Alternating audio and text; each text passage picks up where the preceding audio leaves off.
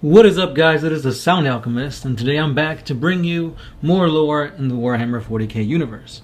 This time, however, I am answering one of your most requested questions that you guys send us, and that is, how do we start creating our very own Space Marine chapters? Sounds like an easy thing, but in reality it's actually pretty nerve-wracking, because a lot has to go into it in order to sound legit and be considered like an actual, chapter in the universe. So there's a bunch of parts to that, and I'm going to go step by step in how I went along with my own custom chapter, or legion for that matter, my Celestial Sons. So what you're going to be seeing here in the background is basically my army, and everything that I've got for them basically up until today. In the meantime, I'm going to be trying to give you guys hints and tips as to how to create your own chapter. So let's start with one of the most important stuff, and that is not your name of your chapter, but the actual lore behind it. So your lore or lineage, whatever you want to call it, your origins, that has a lot to do with how your army behaves and how your chapter, or legion for that matter, interacts with the rest of the universe. So for example, if you do want it to be a legion, in order for it to make sense lore-wise, it either has to be the 2nd or the 11th legion, because those are the ones that are actually lost. Like, you can't say, oh, I want to be the 20th legion, because obviously that's already a Space Marine, chapter or legion. Now, if you do go with a chapter, that's a little bit better, because it's easier. You can just say, oh, I like psychic powers and whatnot. So my chapter is descended from the 1,000 Suns. Or I like to be tactically sound, I want to be, a strategic chapter. Then you can say your gene seed derives from the Ultramarines. So you got to go with that kind of idea. One way that you can kind of trip upon your own lore is if you go with the Space Wolves. Because Space Wolves are a lot of people's favorite, and the way they work is they're not Codex compliant. So you can't just say, oh, my chapter's gene seed is from the Space Wolves. Most likely that won't happen because of their gene seed being flawed, as in giving them the wolfen and whatnot. And also, they've got chapters. So I believe there's 13 chapters, and you've got the Cursed Founding. So you guys basically have to work a little bit harder to make your lore work with the Space Wolves. So you could say, for example, my chapter is actually a bunch of Space Marines from all the other companies brought into one to go find Russ or something like that. And then you could say it was a special chapter created by the Great Wolf Logan Grimnar, which then gives you a little bit more incentive and a little bit more backstory. So that being said, if this was 7th edition, you could maybe use the Champions of Fenris supplement, since they do tend to be more elite warriors who actually are praised by Logan Grimnar. So that's just a thought there. Now let's move on to the 2nd stage, and that is coming up with a name and a color scheme. So again, this is also another pretty important thing, because this is what you're going to call your army. Obviously, if you don't like the name, or if you don't like your color scheme, that's going to highly affect your whole play style, or if you even continue with this whole thing. Choosing a name, you may think it's pretty easy, but at the same time it's not, because a lot of times you can go overboard with the whole naming thing. So for example, I'll talk about the Celestial Lions. Now that's an actual chapter, but I'm just using them as an example. So you could have your army called the Celestial Lions, but then it gets a little overboard, because you could be calling every weapon like the Blade of the Lion or the Lion's Roar. They're wearing the armor of the Red Lion. It gets kind of repetitive, so you gotta have a little bit of variety with your naming and whatnot. You could use the word lion a lot, like Space Wolves do, but you just gotta not go overboard. Now with the whole color aspect, play around with, there's a bunch of painters online, try messing around with different color schemes.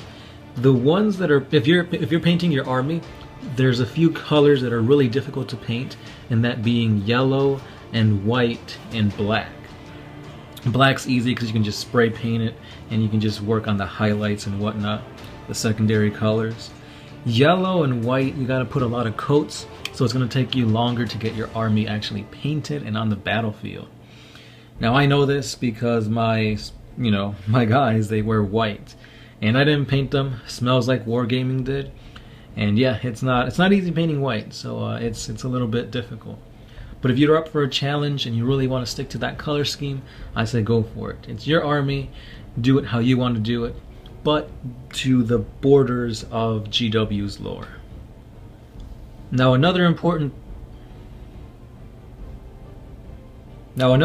thing to think about is your theme or your tactics of your army. For example, are they going to be more melee, kind of ranged weapons? Are they going to favor a certain type of unit? For example, are you going to have tons of tanks in there? Are you going to be more infantry heavy? And that plays along with your lore. So for example, if you say, oh, my guys are elite, they're all Stern Guard and Vanguard, then obviously you won't have scouts. You could say you lost all your scouts in like this epic battle or something. If you do plan on using a Legion, that gives you a little bit more room to play around with, because the 2nd and the 11th Legions, there's not much known on them, so you could basically kind of have more freedom with your lore. So for example, if you like using dreadnoughts and you also like librarians, you can have librarian dreadnoughts. And since there's not much lore on the 2nd and the 11th Legion, you can kind of bend the rules to make that possible. Another important part of your lore is figuring out where they come from. Do they have a home world? Are they fleet based? Do they have a fortress monastery? And if so, are they getting all this recruits and whatnot from like a planet nearby? Are the High Lords of Terra giving them the basically recruits? Or maybe they follow the Inquisition. Now another interesting twist that you could add to your lore would be is if they ally with Xenos. Now that's kind of going a little bit to not abiding to the codex, but you could change the lore. You can kind of make sense. And if you add that, maybe that's why they have certain war gear. Maybe that's why they're in this part of the galaxy. And also, that also will dictate how other chapters see and react to your chapter. So maybe your chapter is more like the Minotaurs, where they're used as a deterrent to other Space Marine chapters. Now that's a pretty interesting take. So let's say you've got like the Blood Angels and they're fighting the Tau. Maybe your chapter may defend the Tau because of like reasons, that would make sense. It gets a little complicated, but depending on how you twist the lore, you can make it work. Another big part of actually playing your army is figuring out what codex you're going to use. Now, just because they're Space Marines doesn't mean you have to stick with the generic vanilla Marines.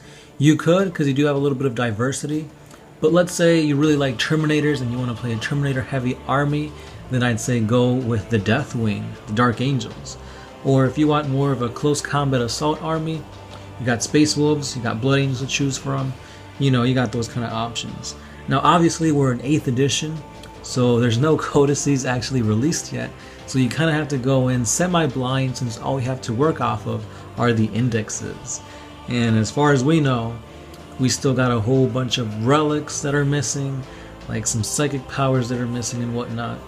So we still got a lot of stuff that you can't actually go ahead and do to your army, but it's a good starting point. And probably the best tip or the best advice I can give you guys is post it online. The best way to improve is to get criticized. Put it out there, let other people read your lore, tell your buddies about your lore, go to a gaming shop and just talk about, hey, what do you guys think about this? Or hey, I've got this chapter master, what do you guys think about him? Try and get feedback from other people and kind of bounce ideas that way. But don't let them dictate you. So for example, if your play group has a very competitive nature, don't just get a don't just create your own chapter to include basically all the OP models or units in the game, because that's not fun. I said it before, going up against OP-ness is not fun at all, unless you like going or fighting a challenging battle that you may not win, but maybe the dice gods will be in your favor. So again, guys, this is a very awesome thing that we hobbyists can enjoy.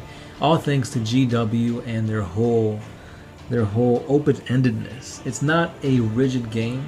Yes, you got strict rules, but it gives you a lot of freedom when it comes to the lore.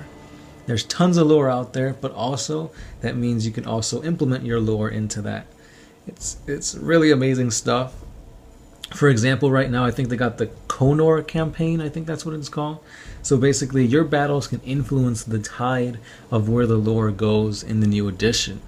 So you could make your own chapter and maybe have them fight for the Imperium or against. Because if you're making your own Space Marine chapter, it doesn't necessarily mean you have to be a loyalist.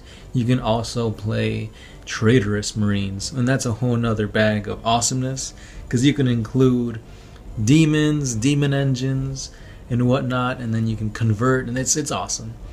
It's just an amazing thing that GW has allowed us hobbyists to partake in. And that's pretty much all I've got to say about creating your own chapter. Let me know how you guys do. If you guys want to send us your own chapter lore, we may feature it in a video.